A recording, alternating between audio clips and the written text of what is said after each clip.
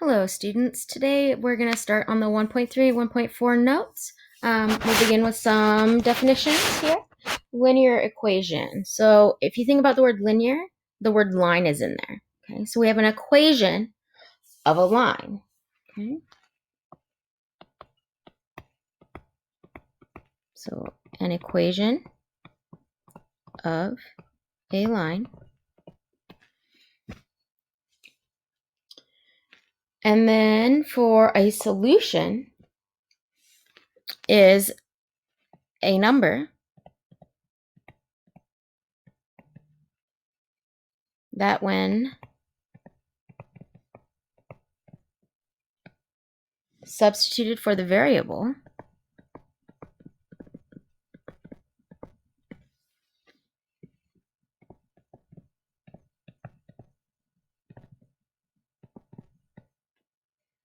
results in a true statement.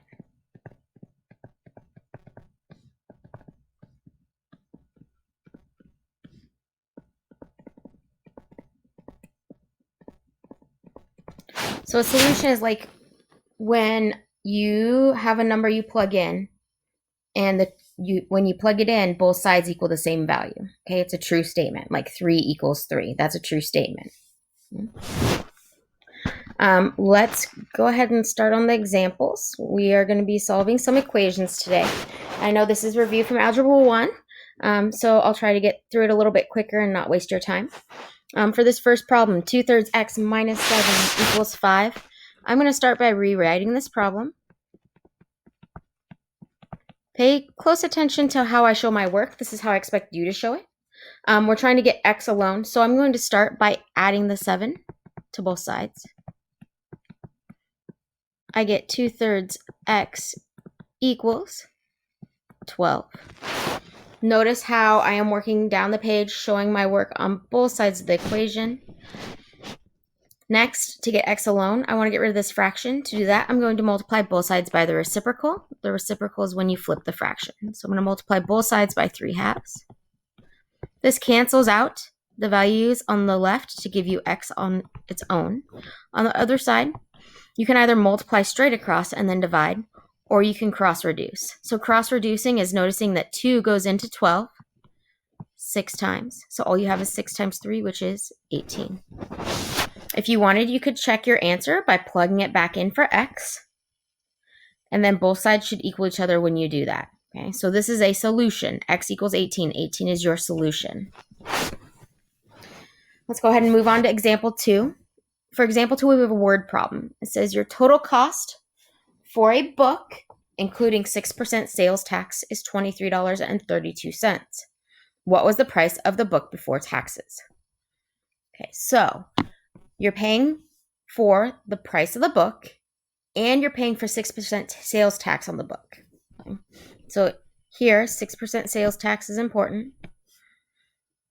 Total cost is important. And what we're finding is the price of the book. Okay. So we have to figure out, let's see, the price of the book we don't know. That could be the variable p. So we're going to end up writing an equation to solve here. We know we're paying 6% of whatever the price is for our sales tax. Okay. Now, when you write 6% in an equation, you want to write it as a decimal. So it's going to be 0.06 times the price of the book. That's how much you're paying in sales tax. Plus, you're also paying for whatever the price of the book is. And that should equal $23.32.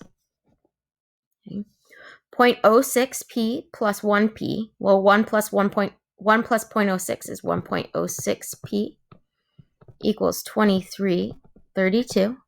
And then we're going to divide. So you divide both sides by 1.06. And the price of the book is $22. And that's it. Now for example 3, we're just solving an equation with variables on both sides. To solve this equation, we have to start by distributing. I'm going to go ahead and write my problem down first.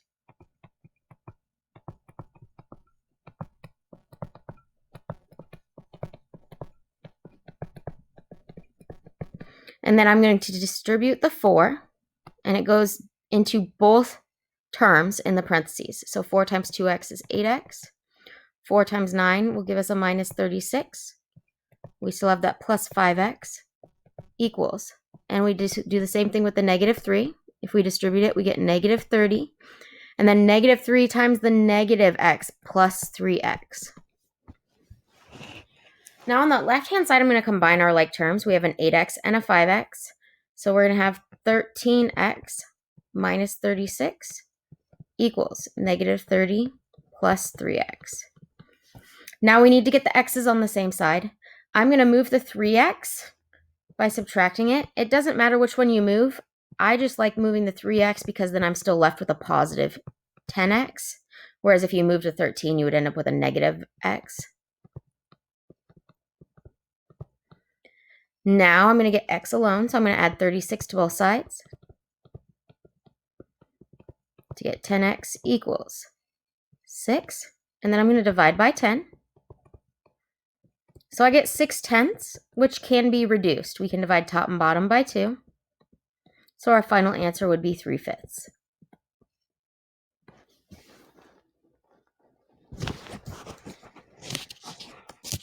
Now for example 4, we have another word problem. It takes you 45 minutes to mow your lawn, and it takes your brother 30 minutes to mow the lawn. How long does it take you to mow the lawn if you have 2 mowers and work together? So, for you, one lawn takes you 45 minutes. So one lawn per 45 minutes. Your brother does one lawn per 30 minutes. We're trying to figure out how much time it would take if you guys work together. So if we're working together, first of all, we need to figure out the time. So if we multiply each of these by the time and add them together, our goal is to equal one lawn. So our goal is with the amount of time it takes you guys, you will do one lawn together. Okay. Now, I want to get variables without fractions. So here, see, we have 1 over 45 times t plus 1 over 30 times t equals 1. That's essentially what we have. To get rid of those fractions, I need to multiply everything by a number that is divisible by both 45 and 30.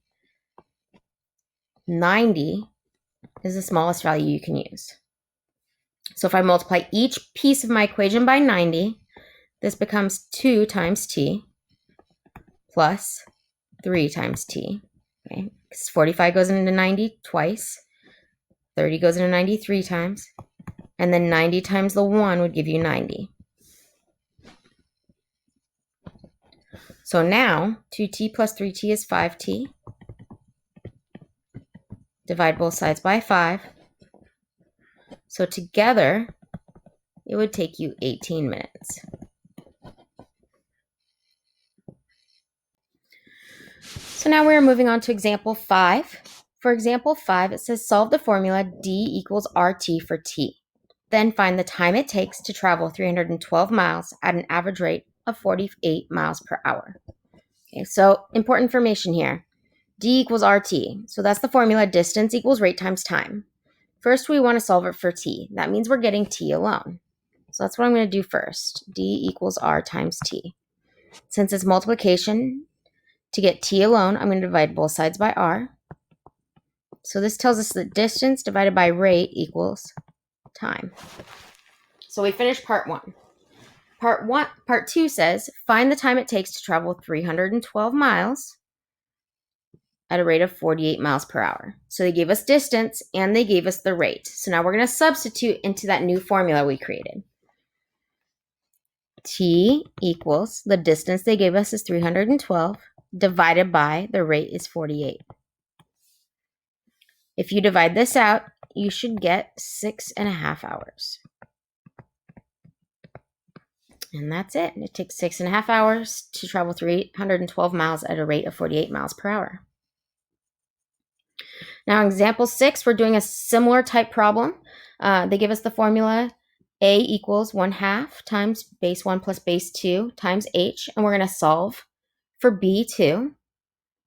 Then we're going to find the length of the other base of a trapezoid if the length of one base is 13 centimeters and the height is 10 centimeters and the area is 105 square centimeters.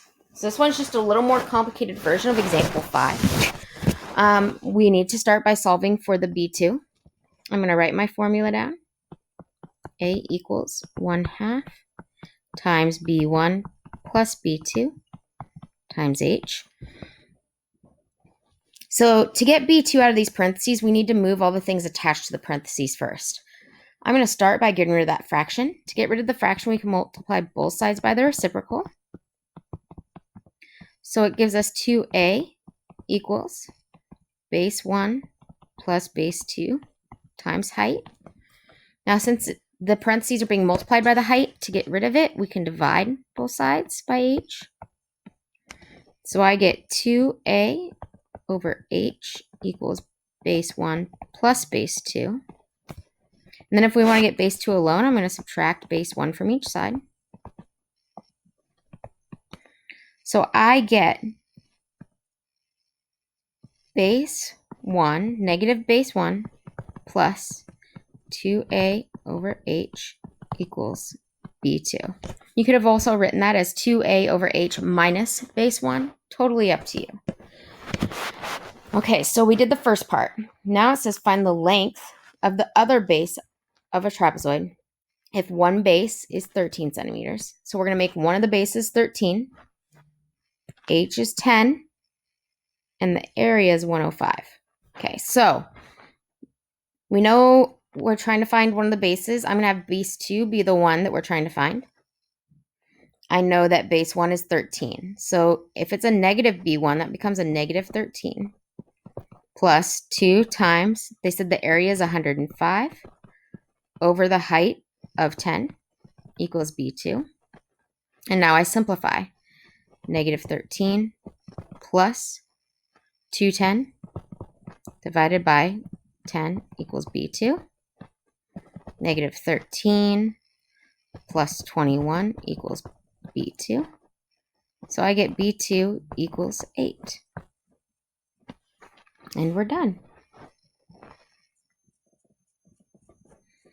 Last example, example 7. Solve 5x plus 3y equals 8 for y. Then find y when x equals negative 5. So let's do the first part. Let's solve for y. So I'm going to write down my problem. 5x plus 3y equals 8. To get y alone, I'm going to start by moving the 5x. I get 3y equals negative 5x plus 8. Notice that negative stays with the 5x. I divide both sides by 3 to get y equals negative 5/3 x plus 8/3. So we have y alone. The second part says to find y if x is negative 5. So we're going to replace x with negative 5 and solve. So I have y equals negative 5/3 times negative 5 plus 8/3. Put that negative 5 over 1, multiply straight across. You get 25/3 plus 8/3. Common denominators here with the 3's, so we can add across the top. So we should get 33/3, which means our final answer is 11. That's it for notes today. If you have any questions, go ahead and contact your teacher with those.